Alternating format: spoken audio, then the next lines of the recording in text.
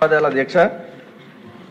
ఎలక్షన్లో ఇచ్చిన హామీ ప్రకారం ఎన్టీఆర్ భరోసా పింఛన్ పథకం ద్వారా 4,000, 6,000, 10,000, 15,000 రూపాయలను నిరుపేద ప్రజలకు అందించడం జరుగుతుంది అధ్యక్ష. దానికి ఉంగుటూరు నియోజకవర్గ ప్రజల తరఫున గౌరవ ముఖ్యమంత్రి నారా చంద్రబాబు నాయుడు గారికి, ఉప ముఖ్యమంత్రి పవన్ కళ్యాణ్ గారికి కృతజ్ఞతలు తెలియజేస్తున్నాను అధ్యక్ష. గత ప్రభుత్వం కేవలం 1,000 రూపాయలు పెంచడానికి 4 సంవత్సరాల కాలం పట్టింది అధ్యక్ష. కానీ కూటమి ప్రభుత్వం రాగానే పింఛన్లు పెంచి ప్రతి నెల 1వ తేదీనే లబ్ధిదారులకు అందజేస్తుంది అధ్యక్ష. ఒకవేళ 1వ తేదీన సెలవు అయితే ముందు రోజే పింఛన్లు ఇవ్వడం జరుగుతుంది అధ్యక్ష. ఉంగుటూరు నియోజకవర్గంలో సుమారుగా అన్ని రకాల పింఛన్లు కలిపి 34,700 మంది లబ్ధిదారులకి అందజేస్తున్నాం అధ్యక్ష. ఇంకా ఉంగుటూరు నియోజకవర్గంలో సుమారుగా 4,200 మంది లబ్ధిదారులు పింఛను పొందడానికి అర్హులుగా ఉన్నారు అధ్యక్ష. ఇందులో 1,100 మంది సుమారుగా విడో పింఛన్లకు లబ్ధిదారులుగా ఉన్నారు అధ్యక్ష. వీరందరికీ కూడా త్వరగా అందించాలని మీ ద్వారా మంత్రి గారిని కోరుతున్నాను అధ్యక్ష. ధన్యవాదాలు అధ్యక్ష. కృష్ణప్రసాద్ గారు. ధన్యవాదాలు అధ్యక్ష. కూటమి ప్రభుత్వ అధికారంలోకి వచ్చిన తర్వాత 4,000 ఇస్తా అన్నాం. అట్లాగే వెనకటి 3,000 కూడా కలిపి 7,000 పెన్షన్లు ఇచ్చినందువల్ల పెన్షన్దారులు ఎవరైతే ప్రభుత్వ సాయం మీద ఆధారపడి ఉన్నారో వారందరూ చాలా సంతోషంగా ఉన్నారు అధ్యక్ష. కానీ ఇక్కడ ఒక చిన్న సమస్య ఉంది. 2024 సెప్టెంబర్ తర్వాత ఎవరైతే వితంతువులుగా మారారో అదే నెల నుంచి వాళ్ళ భర్త పెన్షన్ వస్తూ ఉంటే ఆ భార్యకి ఆటోమేటిక్గా రావడం జరుగుతూ ఉంది అధ్యక్ష. కానీ ఈ రోజున ప్రతి నెల 1వ తారీఖున వీళ్ళకి పెన్షన్లు ఇవ్వడానికి గ్రామాల్లోకి వెళ్ళినప్పుడు దానికంటే ముందుగానే మా భర్తలు కోల్పోయి ఉన్న మాకు పెన్షన్లు ఇవ్వట్లేదు, మా తర్వాత వాళ్ళకి ఇస్తా ఉన్నారని చెప్పి ప్రతిసారి అక్కడ మహిళలు ఇబ్బంది పడతా ఉన్నారు అధ్యక్ష. ఈ విషయం ప్రభుత్వం దృష్టిలో ఉంచుకొని, ఎందుకంటే ప్రజా దర్బార్లు పెడితే వచ్చే వినతుల్లో కూడా ఎక్కువ ఈ రకమైనటువంటి వాటికే వస్తూ ఉన్నాయి. కాబట్టి దయచేసి మంత్రి గారు ఆలోచించి ఎవరైతే వితంతువులు ఉన్నారో అర్హత కలిగి ఉన్నారో వాళ్ళందరికీ కూడా త్వరగా పెన్షన్లు అమలు చేయాలని మీ ద్వారా ప్రభుత్వాన్ని కోరుతా ఉన్నాను అధ్యక్ష. ధన్యవాదాలు. తొలిశెట్టి శ్రీనివాస్ గారు 1 మినిట్ సార్. అధ్యక్ష, మరి ఏదైతే మన ప్రభుత్వం వచ్చిన తర్వాత ఈ సంక్షేమాన్ని మహాయజ్ఞం చేపట్టి అందరికి కూడా మనం పెన్షన్లు ఇవ్వడం జరిగింది. ఎవరైతే భర్తలు చనిపోయిన కొత్తగా వచ్చిన పెన్షన్లో 1,89,626 మంది కొత్తగా కూడా ఇవ్వడం జరిగింది అధ్యక్ష. కానీ యాక్చువల్గా మరి ఇప్పుడు కొత్తగా పెన్షన్ మనం ఏమి ఇవ్వలేకపోయాం కాబట్టి ఈ మనం చేసే సంక్షేమాన్ని మహాయజ్ఞంలో మరి మనం కొత్తగా వాళ్ళకి పెన్షన్స్కి అప్లై చేసిన అవకాశం ఇవ్వమని మరి మా కాన్స్టిట్యున్సీ కాదు రాష్ట్రం అంతా ఇది ఉంది అధ్యక్ష. కాబట్టి దాన్ని కూడా దృష్టిలో పెట్టుకుని కొన్ని కొత్త పెన్షన్లు, అదేవిధంగా టోటల్ డిజేబిలిటీ ఉన్న వాళ్ళకి ఒక్కొక్క కాన్స్టిట్యున్సీకి 20 మంది ఉంటారు అధ్యక్ష. వాళ్ళకు కూడా 15,000 పెన్షన్ రావాల్సి ఉంది కాబట్టి దాన్ని కూడా ఏర్పాటు చేయమని గౌరవ సభను కూడా నేను కోరుతున్నాను అధ్యక్ష. దయించి ఈ యొక్క అవకాశం పేద ప్రజలకు ఇప్పించవలసిందిగా మరొకసారి కోరుతూ సెలవు తీసుకున్నాను. థ్యాంక్ యూ అధ్యక్ష. ధన్యవాదాలు అధ్యక్ష. మనందరికీ తెలుసు అధ్యక్ష, పెన్షన్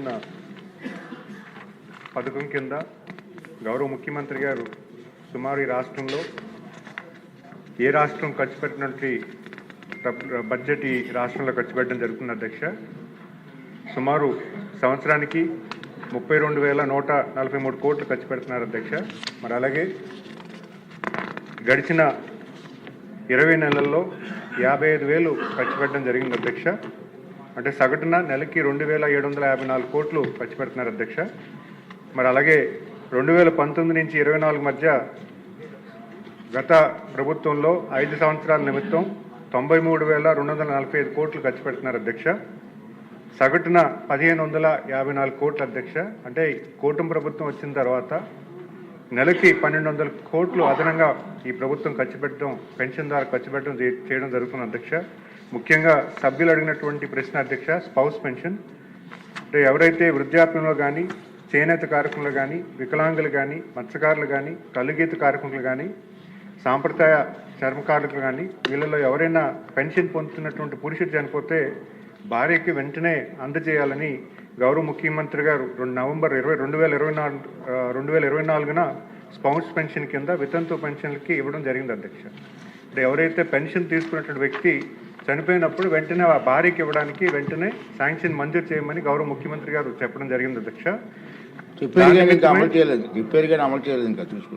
దాని నిమిత్తమే 2000 లేదండి, దాని మీదే ఆర్టీజీఎస్ డేటాబేస్ నుంచి సర్వే చేస్తే ఫస్ట్ మొదటగా నవంబర్ 2023 నుంచి ఆ రోజు డేట్ వరకు ఫస్ట్ సర్వే చేస్తే సుమారు 50,000 మంది పెన్షన్స్ రాగా దానికన్నా ముందు ఇంకా చాలా మందికి ఇవ్వలేదని ప్రభుత్వం దృష్టికి వచ్చింది అధ్యక్ష.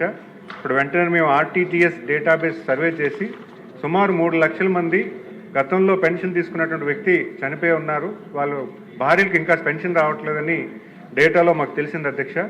వెంటనే జిఎస్డబ్ల్యూ ద్వారా సర్వే చేయించి ఈ 3 లక్షల మందిలో ఎంతమంది అర్హులు ఉన్నారని వెరిఫై చేయగా సుమారు 1,10,000 మంది అప్పటికి మాకు నెంబర్ రావడం జరిగింది. చాలామంది గత ప్రభుత్వంలో అర్హులైనటువంటి వ్యక్తులకు ఇవ్వకపోవడం వల్ల వాళ్ళు సకాలంలో పెన్షన్ తీసుకోలేదు, కాలం కూడా చేశారు. అంటే భర్తతో పాటు భార్యలు కూడా అప్పుడు చనిపోవడం జరిగింది అధ్యక్ష. చాలా దురదృష్టకరమైన విషయం. ఎందుకంటే నేను స్పౌస్ పెన్షన్ మొదటగా శాంక్షన్ అయిన తర్వాత మొదటగా నేను శ్రీకాకుళం వెళ్ళినప్పుడు ఆ గ్రామంలో స్పౌస్ పెన్షన్స్ నిమిత్తం ఇచ్చినప్పుడు సుమారు 68-70 సంవత్సరాలు ఉన్నటువంటి మహిళలు నా చేతుల మీద పెన్షన్ తీసుకొని చాలా ఆనందం వ్యక్తం చేశారు అధ్యక్ష.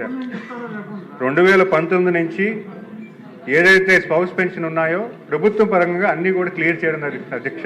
అయితే సభ్యులు విడో పెన్షన్స్ కూడా అడుగుతున్నారు అధ్యక్ష. విడో పెన్షన్స్ కూడా గౌరవ ముఖ్యమంత్రి గారి దృష్టిలో పెట్టాము. అయితే గత ప్రభుత్వంలో చేసుకున్నటువంటి కొన్ని 6 స్టెప్ వాలిడేషన్ అని, హౌస్ హోల్డ్ సర్వే అని కొన్ని ఇబ్బందుల వల్ల దానికి వచ్చినటువంటి అంటే అప్రూవల్ ప్రాసెస్ అనేది కొంచెం వెరిఫై చేస్తున్నాం అధ్యక్ష. దాని మీద కొంత టైం ఇస్తే ఖచ్చితంగా గౌరవ ముఖ్యమంత్రి దృష్టిలో పెట్టి ఖచ్చితంగా దాన్ని అమలు చేసేదాకా మేము పనిచేస్తామని తెలియజేస్తున్నాం. ఓకే, ధన్యవాదాలు. క్వశ్చన్ నెంబర్ వెళ్ళినప్పుడు అభినందనల కన్నా వారు ఆ పాత వితంతువుల దాడి ఎక్కువగా ఉంది అధ్యక్ష. సీరియస్ ఇష్యూ ఉంటాయి, ఇబ్బందులు ఉంటాయి, తప్పదు. Question number 1147.